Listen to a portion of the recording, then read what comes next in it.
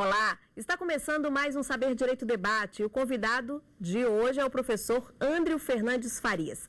Ele é especialista em ciências penais, professor universitário de Direito Processual Penal e também dá aulas na Academia da Polícia Militar de Brasília. Além disso, o professor está à frente da Associação dos Advogados Criminalistas do Distrito Federal. Professor Andrio, muito obrigada por estar aqui. Eu que agradeço, Daiane, é uma honra poder dividir esse espaço aqui contigo e falar desse tema apaixonante que nos dá grande entusiasmo, que é o processo penal. O processo penal é um ramo apaixonante do direito. Pois é, quem entra não quer sair, né, professor? Não sai, não tem como sair. Professor, a primeira pergunta está relacionada ao tema das aulas, né? Certo. Processo e procedimentos penais. Há diferença entre um e outro? A gente até costuma, quando está ministrando aula na graduação, falar do clássico erro do Código de Processo Penal, o clássico erro do CPP.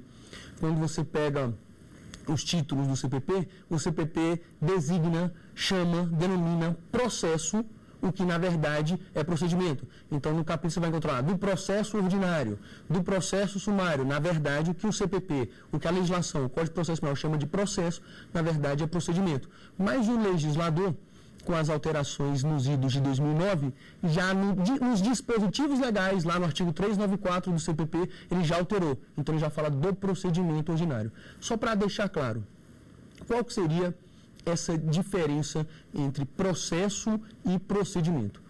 O que é o processo? Processo é o instrumento de que se vale o Estado para o exercício da tutela jurisdicional. Então, deixar o negócio mais claro. Vamos deixar mais claro isso. Então, o que é a jurisdição?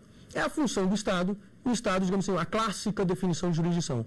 É a função do Estado de dizer o direito. O Estado vai dizer se condena ou se absolve, se pune ou se não pune. Qual é o instrumento de que se vale o Estado para exercer essa função, ou esse poder, ou esse dever, que é a jurisdição?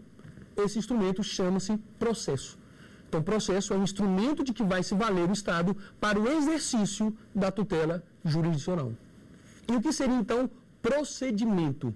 Procedimento já é o quê? A forma de desenvolvimento do processo. Seria, a gente vai chamar tecnicamente de um conjunto de atos ordenadamente encadeados.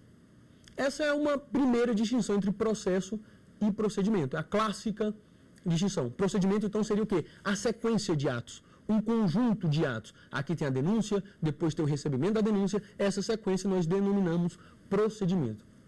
Mas eu não posso, me furtar a trazer aqui as lições do grande Hélio Fazzolari, e que Fazzolari ele revoluciona essas noções de processo e procedimento, e ele vai dizer que o processo, digamos assim, utilizando fórmulas matemáticas, o processo seria igual a um procedimento, mas um procedimento realizado em contraditório.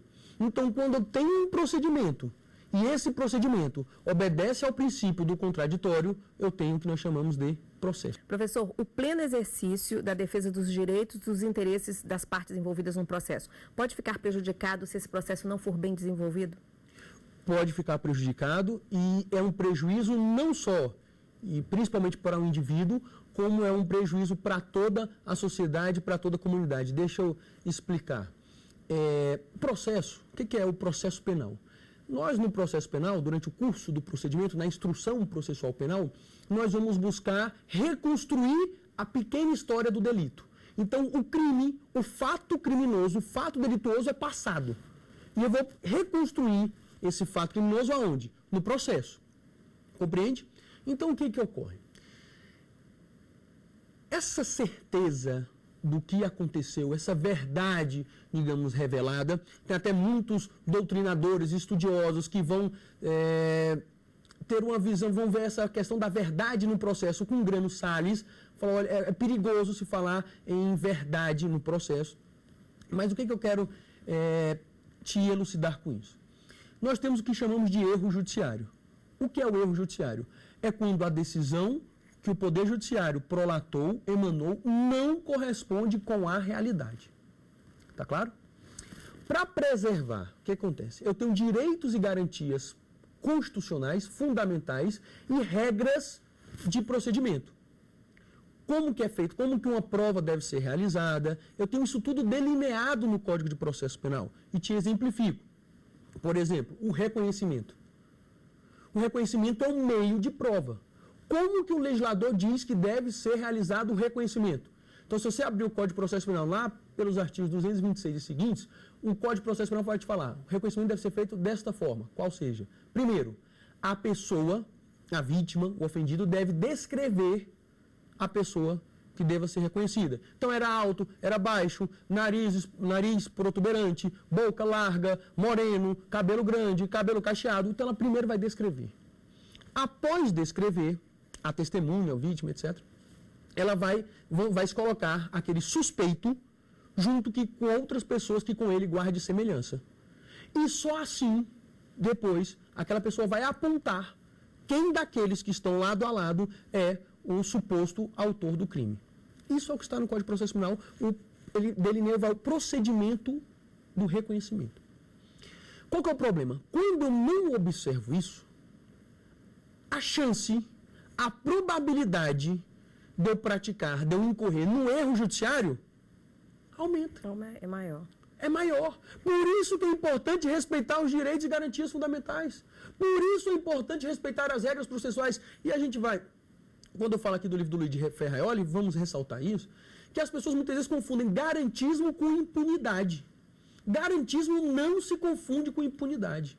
Então, quando o advogado de defesa diz que os direitos e garantias constitucionais devem ser observados, quando o advogado de defesa luta pela observância do contraditório, da ampla defesa e das regras que estão no Código de Processo Penal... Não são vantagens, né? Não são vantagens. A humanidade sangrou muito, mas sangrou muito para esculpir o princípio da presunção de inocência, ou como alguns preferem chamar, princípio da não culpabilidade. Porque a regra do jogo democrático é: eu processo, julgo, para depois punir. E não vou punir uma pessoa para depois julgar. Porque se eu punir ela e depois, na conclusão do julgamento, verificar que ela é inocente, como que eu vou restituir 6 meses, 1 ano, 2 anos que ele ficou preso? Nós sangramos muito para colocar isso na Carta Constitucional e nas legislações, por exemplo, no Código de Processo Penal. Então, quando o Código de Processo Penal ele não é respeitado, quando a Constituição não é respeitada, aumenta-se a chance de que possa ocorrer um erro judiciário.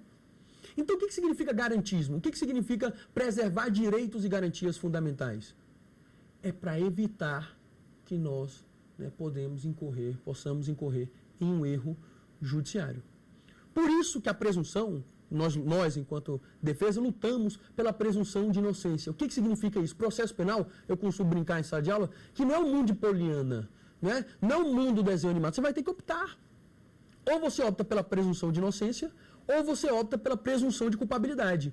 Qual é a diferença das duas? Se você adotar a presunção de inocência, você fala: vou defender todos os inocentes, ainda que eu pague o preço de um culpado que responda o processo em liberdade, etc., seja absolvido, etc.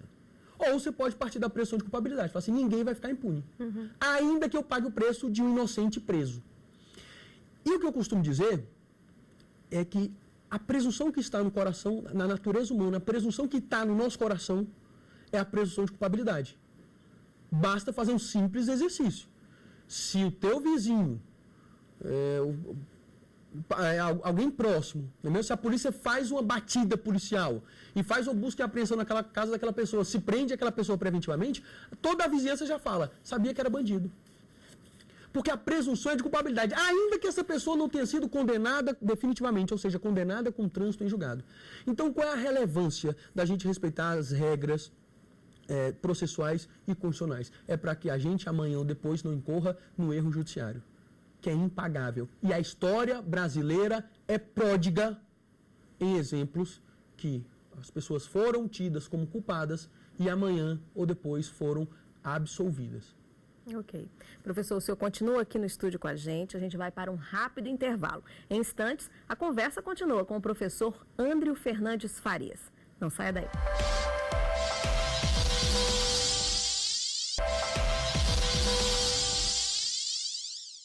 E o Saber Direito Debate está de volta. O bate-papo hoje é com o professor Andrio Fernandes Farias. Professor, agora um pouquinho da carreira do senhor. Como é que entrou nessa área? O que chamou a atenção para o direito processual penal? A gente iniciou curso de Direito, a graduação em Direito, me lembro muito bem, almejando ingressar nos quadros, né, da Polícia Federal, delegado da Polícia Federal. Era só para o concurso, né? Para fazer o concurso e atuar... Tinha aquele entusiasmo, né, jovem de querer ser policial federal, delegado da Polícia Federal. Mas com o desenrolar do curso, e aí com as experiências na faculdade, e vários estágios no Poder Judiciário, estágio na Defensoria Pública, estágios em escritório de advocacia, a gente foi se apaixonando cada vez mais e descobrindo uma vocação que era a vocação da defesa da liberdade do indivíduo, da defesa da liberdade do ser humano. Eu narro que durante muito tempo, digamos assim, eu costumo brincar, a gente cai no canto da sereia, aquela lógica adolescente, a lógica do fariseu, como denuncia Carnelucci, de achar que eu sou melhor, eu sou superior, eu não sou como este, eu sou do bem, eles são do mal. E a maturidade, eu sei que eu não sou, né, não tenho tanto tempo de existência no planeta Terra, mas em que pese esse pouco tempo, a gente já consegue verificar que a vida, né, nas suas curvas sinuosas, como diria John Lennon e Paul McCartney, ela vai nos colocando diante de situações que nós aprendemos a ser mais humanos, ter mais humildade, ter mais compaixão e ter mais amor pelo outro. Então a gente sai daquela, foi quando eu saí da lógica do fariseu, de achar que era melhor, do bem, etc. E quando eu reconheci no outro o meu irmão e me apaixonei pela defesa da liberdade, foi nesse momento que me vi advogado. Pois é, o professor Andrew, ele dá aulas de Direito Processual Penal, mas ele também atua na Academia de Polícia aqui de Brasília, né? Como é que é esse trabalho lá, professor? É maravilhoso. O que o senhor faz? Explica pra gente, tira a dúvida, a curiosidade. O que o senhor faz? Na prática, como funciona o seu trabalho? Bom, então tem uma parte acadêmica, que é desenvolvida junto na graduação, no curso de graduação, no bacharelado em Direito, né, nas faculdades, que é o Ministério de Processo Penal, e também na Academia de Polícia Militar de Brasília, aulas de Direito Penal e Direito Processual Penal. A parte da docência, a parte acadêmica, eu reputo de uma função muito nobre, me esforço bastante, porque com os alunos, com os acadêmicos ali em sala de aula, a gente consegue... Porque meu receio, deixa eu te passar, é a formação acrítica dos estudantes.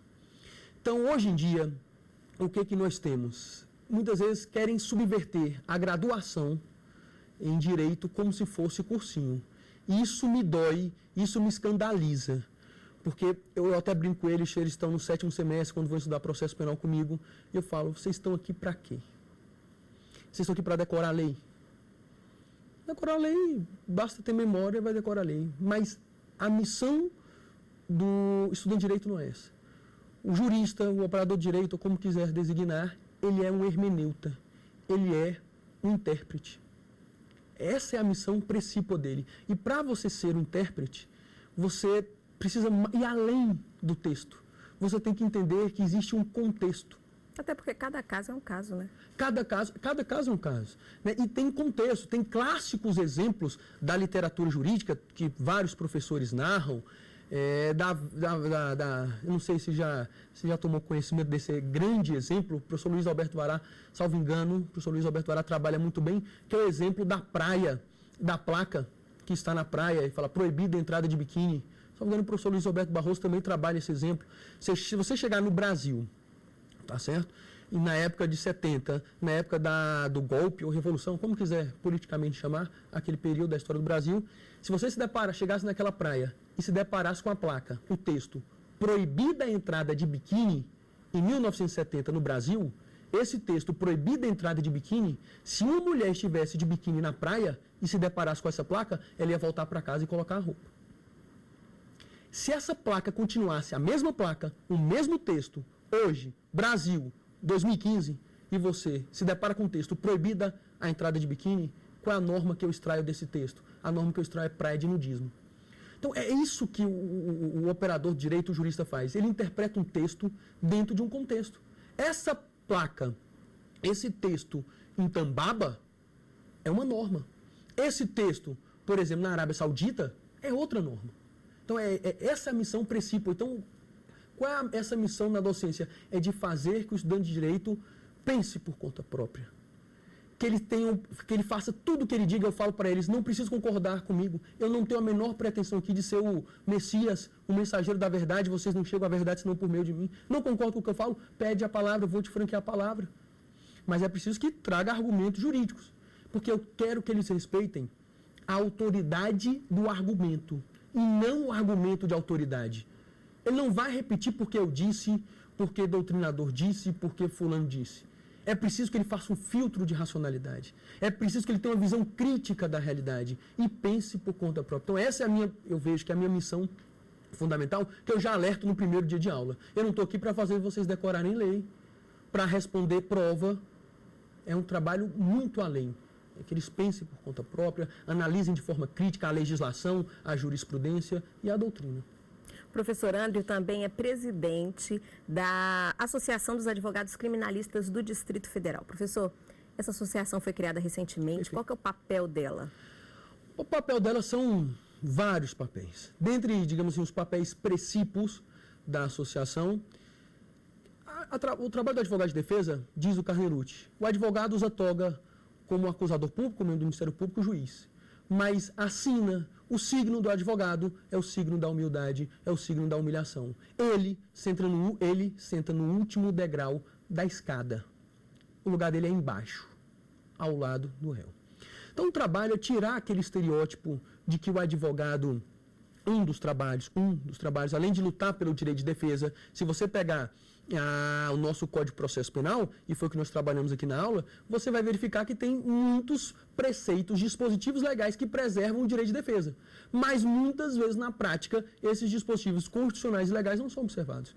Porque aquele velho estereótipo que o advogado dá jeitinho, que o advogado faz chicana. Então é quebrar com esse estereótipo, uma das missões é quebrar com esse estereótipo, que se verifique a relevância do direito de defesa. Veja só, o direito ele é importantíssimo, o direito penal, o processo penal é importantíssimo, ele tem o seu valor, mas que nós não vamos alcançar o avanço civilizatório apenas como se quer no Brasil, com direito penal e com processo penal, e que com diminuição do direito de defesa e mais, dificultando o trabalho do advogado. Então, muitas vezes, infelizmente, o advogado não é bem visto, né, quando está exercendo o seu trabalho.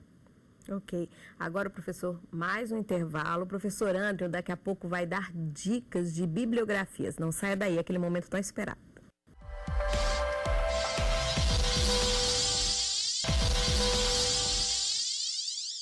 O Saber Direito Debate está de volta e agora o professor Andreu vai dar aquelas dicas de bibliografias, aquele momento tão esperado. 4 sugestões de Luigi Ferraioli, Direito e Razão, Teoria do Garantismo Penal. Professor, o que tem aqui em linhas gerais? Bom, essa obra do Ferraioli, Direito e Razão, isso é obra-prima. É obra-prima. Aí ele está nos trazendo a teoria do garantismo penal. Então, aquelas indagações que me fizestes, por que as garantias devem ser preservadas, qual é o papel do juiz e etc. Está tudo consubstanciado nessa obra-prima que chama Direito e Razão. É leitura obrigatória para quem quer compreender um processo penal garantista. Então, tanto o livro As Misérias do Processo Penal, do Francesco Carnelucci, com curiosos 2 italianos, quanto o Direito e Razão, do Luigi Ferraioli, eu reputo como leituras obrigatórias.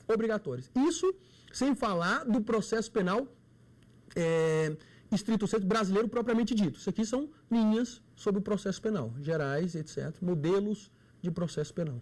Certo.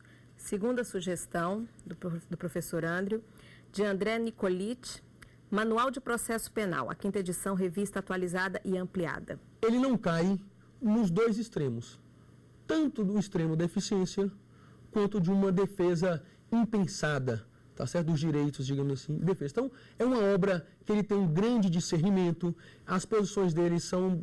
Eu respeito muito as posições do professor André Nicolitti, é uma pessoa que está ali no caminho, digamos assim, não mornas, mas que ele se posiciona muito bem, mas que está, eu vejo muitas vezes, muitas das suas posições no caminho do meio, posição de harmonia, uma posição de equilíbrio. Quer dizer, esse caminho do meio que provoca até mais reflexão, né? Não é nem um lado nem outro, leva você a refletir mais sobre... Leva, porque é de uma racionalidade, é de uma perspicácia, de uma serenidade de uma iluminação, de um discernimento. Ele tem um discernimento. Então, foi uma grata mesmo surpresa me deparar com a obra do professor Nicoliti. Um livro excepcional. Então, o acadêmico que quer estudar, é um excelente livro para o estudo. Ok. Professor, vamos para a terceira sugestão. Direito Processual Penal, de Auri Lopes Júnior. Esse aí eu sou suspeito de falar. Por quê, professor? Eu sou um admirador da obra do professor Auri Lopes Júnior. É outra obra-prima do processo penal brasileiro. Esse livro é uma obra-prima do processo penal brasileiro. O professor Auri Lopes também, quando confeccionou esta obra, tem posições que nos causam assombro, né, da tamanha capacidade intelectual do professor Auri. Então, é um livro fantástico.